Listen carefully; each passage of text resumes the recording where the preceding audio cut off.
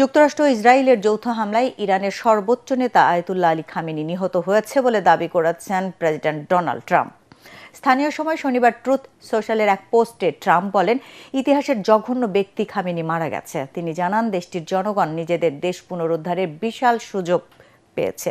এর আগে খামেনি আর বেঁচে নেই এমন লক্ষণ পাওয়া গেছে বলে দাবি করেন ইসরায়েলের প্রধানমন্ত্রী বেঞ্জামিন নেতানিয়াহু। তবে তিনি খামেনি নিহত হওয়ার কথা সরাসরি নিশ্চিত করেননি। রয়টার্স জানিয়েছে, এক সংক্ষিপ্ত ভিডিও বার্তায় এই কথা জানিয়েছেন নেতানিয়াহু। এদিকে ইরানের পররাষ্ট্রমন্ত্রী আব্বাস আরাগচি দাবি করেন, তিনি যতদূর জানেন খামেনি জীবিত আছেন এবং যুদ্ধের নেতৃত্ব দিয়ে যাচ্ছেন। এনবিসি নিউজে এই কথা বলেন আরাগচি।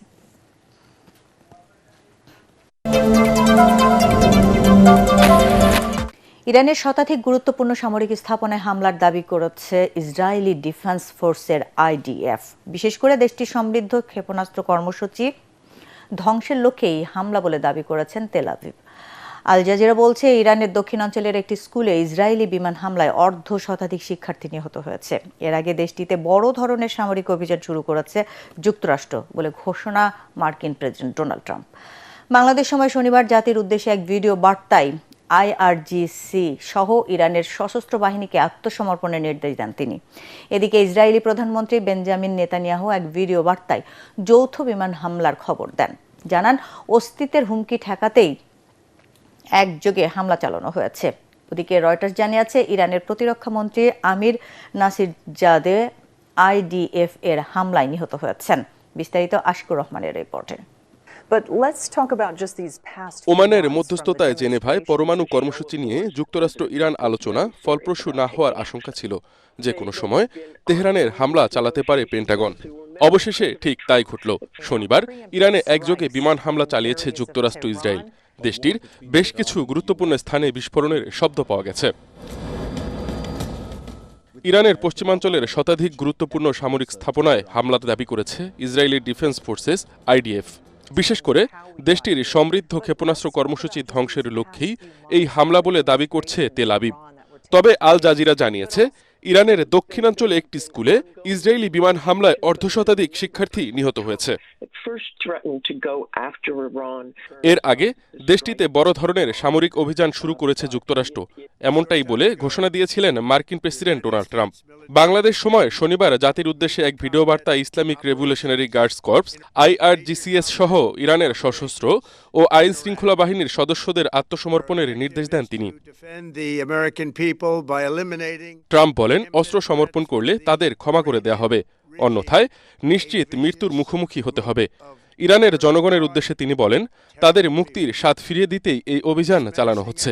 তাই হামলা শেষে জনতাকে সরকারি ক্ষমতা নিজেদের হাতে তুলে নেওয়ার আহ্বান জানিয়েছেন ট্রাম্প। এদিকে ইসরায়েলি প্রধানমন্ত্রী বেঞ্জামিন নেতানিয়াহু এক ভিডিও বার্তায় যৌথ বিমান হামলার খবর দেন। জানান, অস্তিত্বের হুমকি দূর করতে একযোগে হামলা চালানো ছাড়া কোনো বিকল্প ছিল না। ওদিকে সূত্রের বরাতে আল জাজিরা বলছে, দেশটির সর্বোচ্চ নেতা আয়াতুল্লাহ আলী খামেনি এবং প্রেসিডেন্ট মাসুদ পেজেশকিয়ান নিরাপদে আছেন। Ashikur Rahman, ATN Bangla.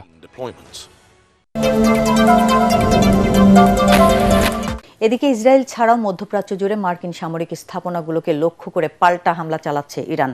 Tel Aviv সহ অন্যান্য শহরে বেজে যাচ্ছে সাইরেন। দেশটির প্রেসিডেন্ট, প্রধানমন্ত্রী সহ শীর্ষ নেতা ও সাধারণ মানুষ আশ্রয় নিয়েছে মাটির নিচের বাংকারে। এদিকে আরব দেশগুলোর পক্ষ থেকে ক্ষয়ক্ষতি নিয়ে এখনো কোনো তথ্য দেয়া হয়নি। ওদিকে চলমান যুদ্ধ পরিস্থিতির কারণে বিশ্বের সব দেশ মধ্যপ্রাচ্যগামী ফ্লাইট বাতিল করেছে। স্থগিত করা হয়েছে ঢাকা চট্টগ্রাম থেকে পরিচালিত ফ্লাইটও। ইরান ইসরায়েল ছাড়াও আকাশসীমা বন্ধ করেছে ইরাক, ওমান, কাতার, সংযুক্ত আরব আমিরাত, সৌদি আরব সহ অনেক দেশ। জাহিদুল আলমের রিপোর্টে বিস্তারিত। আমেরিকা ও এর মিত্ররা যদি ইরানকে হামলার লক্ষ্যবস্তু বানায় তবে ছাড় দেবে না তেহরান, এমন হুঁশিয়ারি জানিয়েছিলেন ইরানের সর্বোচ্চ নেতা, সরকার প্রধান থেকে শুরু করে সামরিক বাহিনী। ঘটেছেও তাই। ইরানের সরকার পতনের লক্ষ্যে যুক্তরাষ্ট্র ইসরায়েলের যৌথ হামলার পর তেল আবিব লক্ষ্য করে একের পর এক ক্ষেপণাস্ত্র হামলা চালিয়ে যাচ্ছে আয়াতুল্লাহ খামেনির দেশ। বাদ পড়েনি মধ্যপ্রাচ্যে ছড়িয়ে থাকা মার্কিন ঘাঁটিগুলো। এসব ঘাঁটির মধ্যে কাতারের আল উদেইদ বিমান ঘাঁটি, কুয়েতের আল সালেম বিমান ঘাঁটি এবং বাহরাইনে অবস্থিত মার্কিন নৌবাহিনীর ৫ম নৌবহরের সদর দপ্তরও রয়েছে। এছাড়া সংযুক্ত আরব আমিরাতের আল ধরফা বিমান ঘাঁটিকে লক্ষ্য করে হামলা চালানো হয়। দেশটির প্রতিরক্ষা মন্ত্রণালয় জানায়, আকাশ প্রতিরক্ষা ব্যবস্থা ক্ষেপণাস্ত্র প্রতিহত করলেও একটি আবাসিক এলাকায় এর ধ্বংসাবশেষ পড়ে একজনের মৃত্যু হয়েছে। সৌদি আরবের রিয়াদেও মৃত্যু হয় আরও একজনের।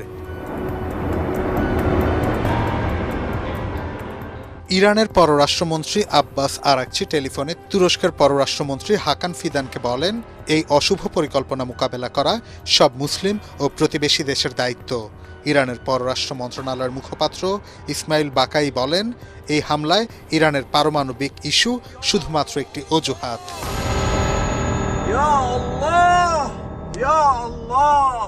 এদিকে এক বিবৃতিতে আইআরজিসি বলেছে, মধ্যপ্রাচ্যে ইসরায়েল ও যুক্তরাষ্ট্রের সব সামরিক লক্ষ্যবস্তুতে ইরানের শক্তিশালী ক্ষেপণাস্ত্র আঘাত হেনেছে। বিবৃতিতে বলা হয়, শত্রু চূড়ান্তভাবে পরাজিত না হওয়া পর্যন্ত এই অভিযান নিরবিচ্ছিন্নভাবে চলবে। পুরো অঞ্চলে যুক্তরাষ্ট্রের সব সম্পদ ইরানের সেনাবাহিনীর জন্য বৈধ লক্ষ্যবস্তু হিসেবে বিবেচিত হবে। অন্যদিকে মার্কিন হামলার নিন্দা না জানালেও ইরানের পাল্টা হামলার তীব্র সমালোচনা করেছে সৌদি আরব ও সংযুক্ত আরব আমিরাত। জাহিদুল আলম, এটিএন বাংলা।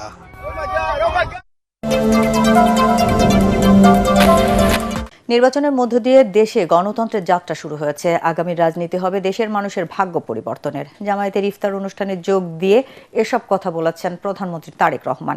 একই অনুষ্ঠানে জামায়াতে ইসলামের আমির ও বিরোধী দলীয় নেতা ডাক্তার শফিকুর রহমান বলেন, এবারের সংসদ হবে প্রাণবন্ত, যেখানে জনগণের অধিকার রক্ষায় শক্তিশালী ভূমিকা পালন করবেন তারা। খায়রুল ইসলামের রিপোর্ট।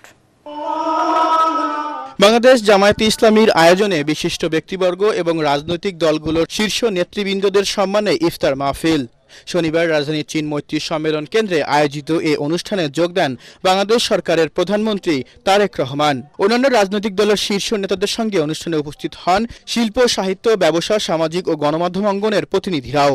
আসেন মহান মুক্তিযুদ্ধের বীর সেনানী ও জুলাই যোদ্ধারা। কয়েকজন সাবেক উপদেষ্টাও যোগ দেন অনুষ্ঠানে। প্রয়াত প্রধানমন্ত্রী এবং বিএনপির সাবেক চেয়ারপারসন বেগম খালেদা জিয়াকে স্মরণের মাধ্যমে সভাপতির বক্তব্য শুরু করেন জামায়াতের আমির। এমন ঐক্যবদ্ধ বাংলাদেশ দেখার প্রত্যাশায় কোটি মানুষ দীর্ঘদিন অপেক্ষা করেছে উল্লেখ করে জামায়াত আমির আগামীর সংসদ জনগণের জন্য অর্থবহ করে তুলবেন বলে আশাবাদ ব্যক্ত করেন। আমরা গতানুগতিক কোনো বিরোধী দল হিসাবে এই সংসদে ফাংশন করতে চাই না। আমরা চাই এই সংসদ হোক অর্থবহ, জনগণের সমস্ত চাওয়া পাওয়ার কেন্দ্র। সরকারি দল তারাও যেমন দায়িত্বশীল ভূমিকা পালন করবেন, আমরাও বিরোধী দলের অবস্থান থেকে দায়িত্বশীল গঠনমূলক ভূমিকা পালন করতে চাই। প্রধানমন্ত্রীর বক্তব্যে তারেক রহমান উল্লেখ করেন, নির্বাচনের মাধ্যমে যে গণতন্ত্রের যাত্রা শুরু হয়েছে তা হাজারো মানুষের অকতারে প্রাণ বিলীনের মাধ্যমে অর্জন হয়েছে। গণতন্ত্রের পথ মসৃণ করতে সকল রাজনৈতিক দলকে ঐক্যবদ্ধ হওয়ার আহ্বান জানান তিনি। আমাদের আগামী দিনের কাজগুলো হবে এই দেশের মানুষের ভাগ্য পরিবর্তনের জন্য। আসুন আমরা আল্লাহর দরবারে সেই রহমত চাই, যার মাধ্যমে আল্লাহ আমাদেরকে এই দেশের মানুষের ভাগ্য পরিবর্তনের জন্য, এই দেশের ভাগ্য পরিবর্তনের কাজ করার তৌফিক আমাদেরকে আল্লাহ তাআলা দিবেন। আগামীর রাজনীতি বাংলাদেশের মানুষের ভাগ্য উন্নয়ন হবে বলে প্রত্যাশা ব্যক্ত করেন প্রধানমন্ত্রী। খায়রুল ইসলাম, এটিএন বাংলা, ঢাকা। জাতীয় নাগরিক পার্টি এনসিপির প্রথম প্রতিষ্ঠাবার্ষিকী উপলক্ষে আলোচনা সভা ও ইফতার মাহফিল অনুষ্ঠিত হয়েছে। রাজধানীর ধানমন্ডির আবাহনী খেলার মাঠে এতে প্রধান অতিথি হিসেবে উপস্থিত ছিলেন স্বরাষ্ট্রমন্ত্রী সালাউদ্দিন আহমেদ। এছাড়াও অংশ নেন সড়ক পরিবহন ও সেতুমন্ত্রী শেখ রবিউল আলম ও জামায়াতের সেক্রেটারি জেনারেল অধ্যাপক মিয়া গোলাম পরোয়ার। অতিথিদের স্বাগত জানান এনসিপির আহ্বায়ক ও জাতীয় সংসদের বিরোধী দলীয় চিফ হুইপ নাহিদ ইসলাম। বিভিন্ন শ্রেণী পেশার মানুষের পাশাপাশি এনসিপির কেন্দ্রীয় ও মহানগর নেতারা ইফতার মাহফিলে অংশ নেন।